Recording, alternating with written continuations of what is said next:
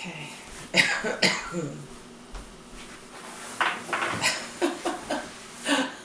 that's not right. I felt like that after mine too. Is it going already? Yeah. Oh, okay. Sorry. But I added. Okay, so I have to sort of get my head into this now. We just have to leave a little pause. Yeah. Let me think.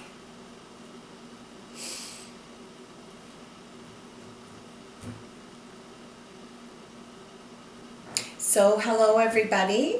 Welcome to this edition of the Discovering Women video TV, an interview with the amazing Miryam Buchahim. I feel so privileged to be here today and conducting this interview. And I think that what I really want to be able to do today is to really show our audience who you really are, why you are who you are today, where you came from. And so I sit back and I hope that you really enjoy this conversation with Miryam. So Miryam. It was very nice to see you again. It's very nice to see you too.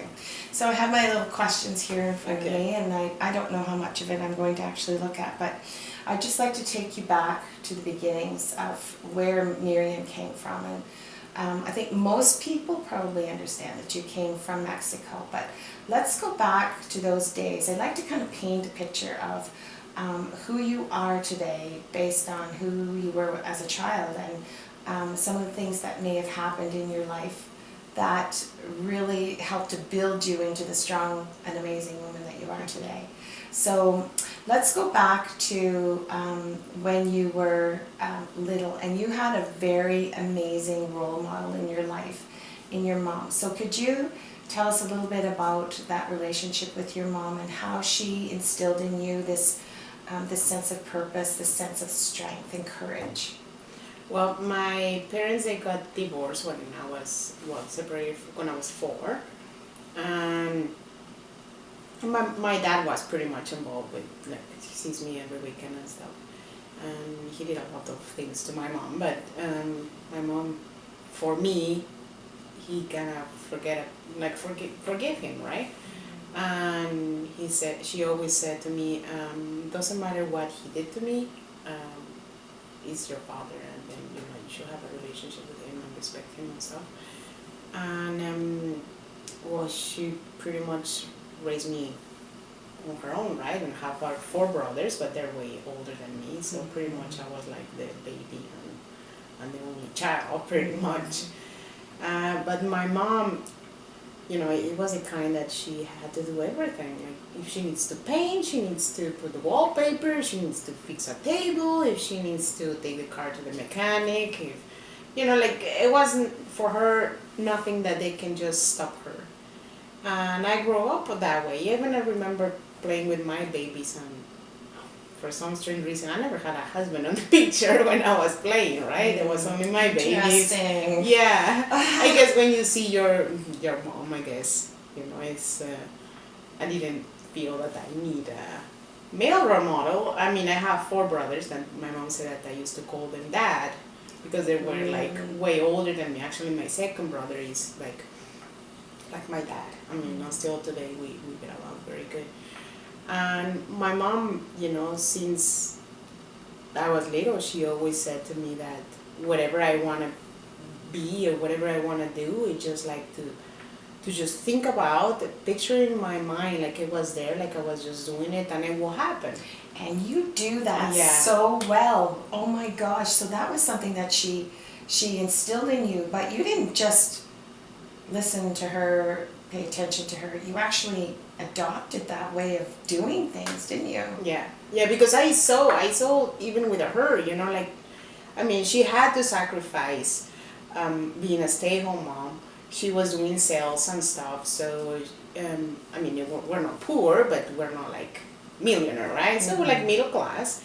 And I remember her telling me one time that what I prefer for her to don't get a steady job, but having dinner with me every day, or me having whatever I want, and I prefer to have my mom having dinner with me. Right. But I remember even at some times when dinner, when the money was tight, she always saying, "Oh, I know it's gonna be fine." And Such faith. something happened, and then the sales come, and then everything was fine.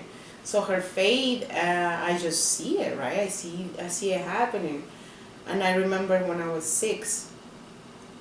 Yeah, I was actually 6. I made my own book. Oh I my made a book. goodness. I still have it. It was the Teddy and his friends in search of a star, and it's about friendship. And I was gonna publish because I said to my mom that one day I wanna have a magazine or a book. Right? My dream was. See? I know. See what I mean? See what I mean? I see what I mean. It's just amazing how you just have this belief that you just put it out there and it just happens. It just comes to be. That's God listening. Yeah, and like the same. I said I want to have a boy and a girl. I've never said twins. You were specific. Yeah. But I was sure my first baby would be a boy. I was completely sure. And like I said, I was gonna get married to a tall, handsome guy. I miss little details, but like Yeah, I again, did. not specific. Yeah, you have to be more details when you place the order. Exactly. Watch what you Yeah. wish for. Yeah, You just exactly. might get it, right? That's amazing. So, tell me a little bit about how you, you got to go to college and what, again, it sort of was like when you were really little. I didn't know that you had a little book that you Yeah, that I you do. wrote, but I did know that you had this vision of yourself having a magazine for a very long time, and then you went to college. So, can you tell us a little bit about your experience? Well, I went in to college? university. Okay, university. Yeah. I'm sorry. Well, I'm pretty much the only one that had a university degree, and I want to be on the media, on Mm. in the magazine and all that stuff. But of course, my brothers, they were saying, "Oh, that it's not too many jobs and stuff." They said you should go to administration. So then I hate math. So then I went to the year that you do before. I don't know, in Mexico it's pretty much different than here, but you could do a year like based on whatever you want to choose as a career. And I was failing the main class, right? They're like, "Oh, this is not good for me." I remember my mom telling me, "Don't listen to nobody. Oh, Do there's your whatever moment. you Yes. want." Follow your bliss, I'm right? like, they're not gonna do the job for you. Like that's your life. I mean, you have to love what you're doing. That's You right. cannot just work in something that's gonna make you miserable, and you're not even good at it anyway. I was like, yeah, hey, and it's funny because when she told me that, I started passing my classes. Interesting. Yeah, and math, and then when I decided, then I went to have the career of media, and I love it. Then I had a chance to learn photography and to do radio and even movies like short films and editing of movies and of course the magazines and all the publishing. So you got to see a broad breadth of different things, and you sort of, I don't know, I think you got really good at all of them. But anyway, you sort of picked the things that you really, really were passionate about, Yeah. like photography and the graphic artist stuff and the magazine. Oh my gosh, you're just so good at everything. It's just so visual. That's right, and it makes a big difference, doesn't it? Yeah. So then, so you went to university and you got your degree. Now, I'm not quite sure when this happened in your life, but there was something else that happened in your life that wasn't a very pleasant thing that I'd like you to tell the audience about. When I was kidnapped. Yeah. Yeah, well, And the strength that you took from that. when I finished university, I get into a graphic design agency, and I was doing the articles and stuff, and then, searching, doing research and stuff it was a medical magazine, and I kind of like how was the designing department, and that's when I started getting to learn more. I skipped my lunches and I stayed with other guys to teach me about the designing. Nice. So then how I learned, I'm like, oh, this guy's making so much money on his business, why I'm not doing my own business? So I decided to start my own business. And yeah. Just started her own business, like just, oh well.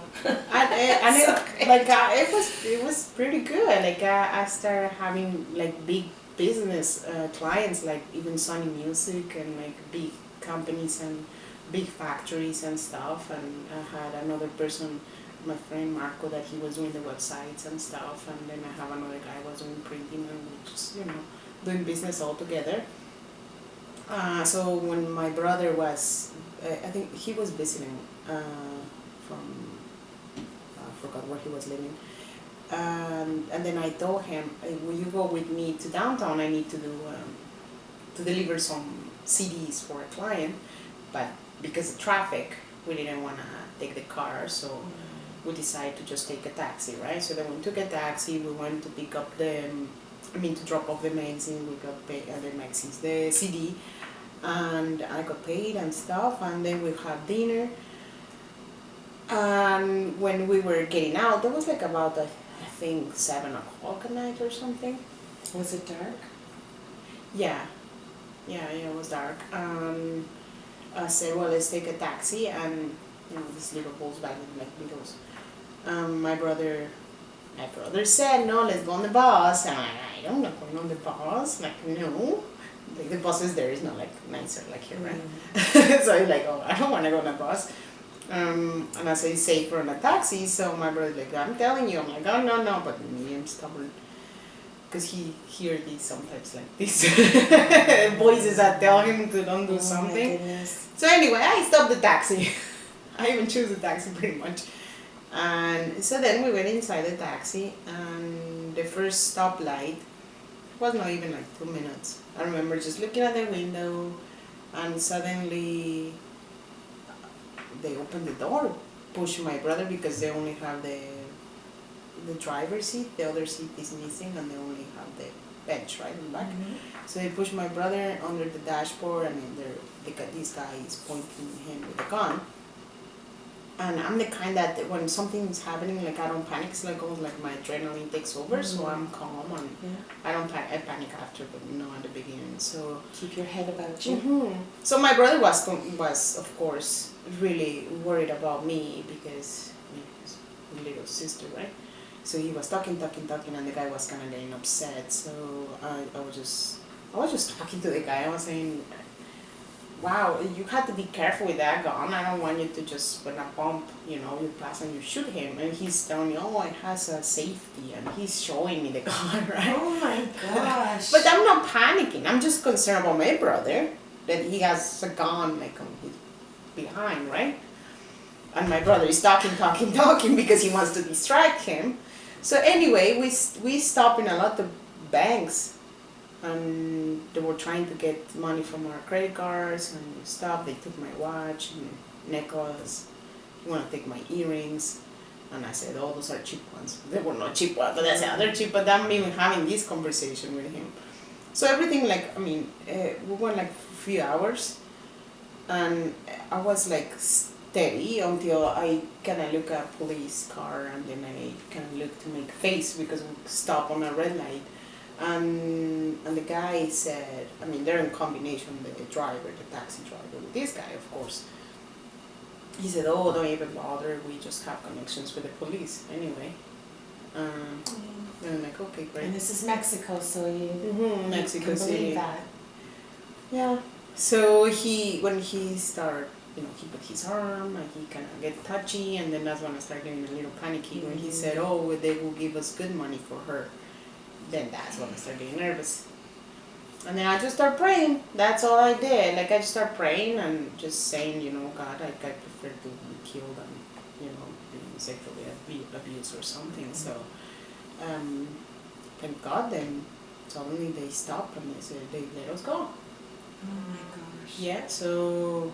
This is unbelievable. Yeah. It was all surely 4 there hours. are, I bet that of all you people that are watching this right now, none of you can say that you've had an experience like this. Like, this is what this could have done was to make you very fearful, stop you in your tracks,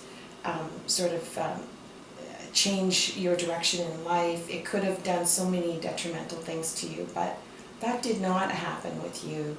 I really admire you because you have such strength and courage. And so can you talk a little bit about what happened after that experience? I know that there was a period of time that you were feeling a little bit fearful, but then what happened next? Well, what happened is, I wasn't like, I really didn't want to go out or anything. Like, I was just like, pretty much Understandably. working. And my mom, she said, you can live like that. That's not a You life. can't. You have to do something about it. And I'm like, well, yeah, but I'm scared. You know, like, I remember even going on the street and somebody put their hand on their pocket, like I just feel like, oh, for sure he has a gun. Like, it just, like, you become paranoid, right? Like, you cannot live like that. Well, it's just a crazy. trauma. You experienced a trauma. Yeah. So, Yeah, it is pretty hard. So she had a friend that they went to Montreal. Her daughter went to Montreal, and they were planning to go to Montreal, everybody, and just move there to apply, from the Canadian Embassy, and just apply to just move to Montreal. And my mom, one time, 2 o'clock in the morning, she went to wake me up, and I'm like, Miryam. I'm like, oh, what? I think you need to go to Canada. I'm like, what are you talking about? in the middle of the night. I mean, like 2 o'clock in the morning, and we're talking like, no, just like, God told me that you have to go. I'm like, oh my God, Mom, like, let's talk in the morning, okay? So anyway, like, the next morning, like, we just talk, and he said, why you don't go and talk to my friend's daughter, and we'll see what you think. And I'm like, okay, whatever.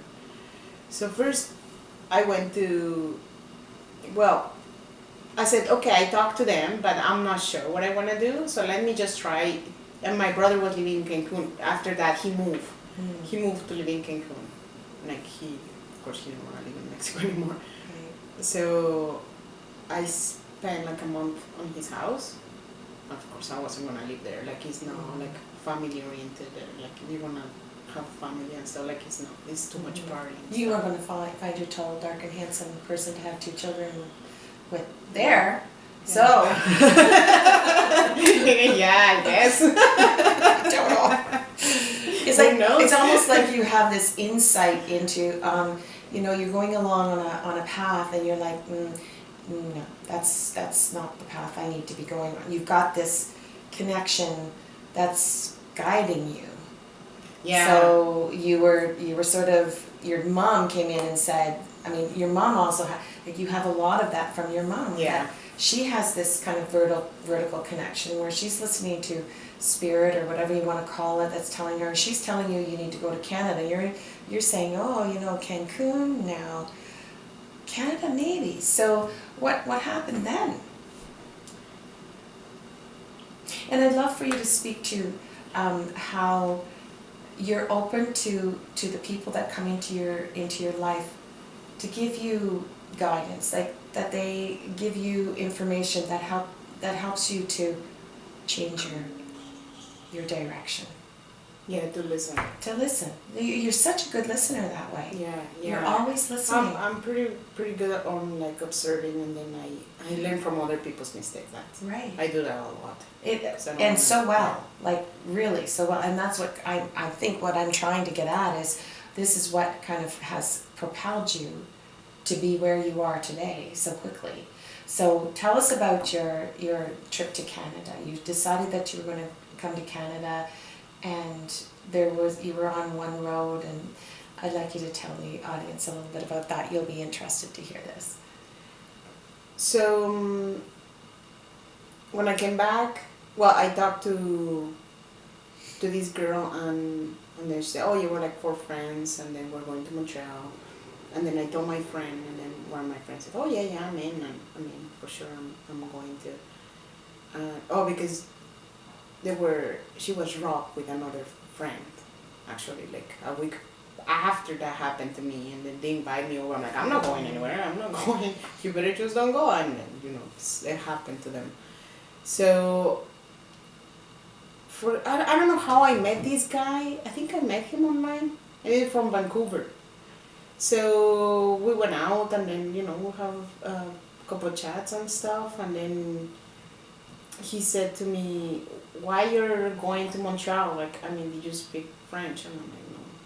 He's like, well, you shouldn't go to Montreal, you should go to Toronto. And I said, but everybody's going to Montreal. And he's like, well, but you shouldn't go to Montreal if you don't speak French. I know, like, well, I guess I had to review then my choices. Mhm. So I did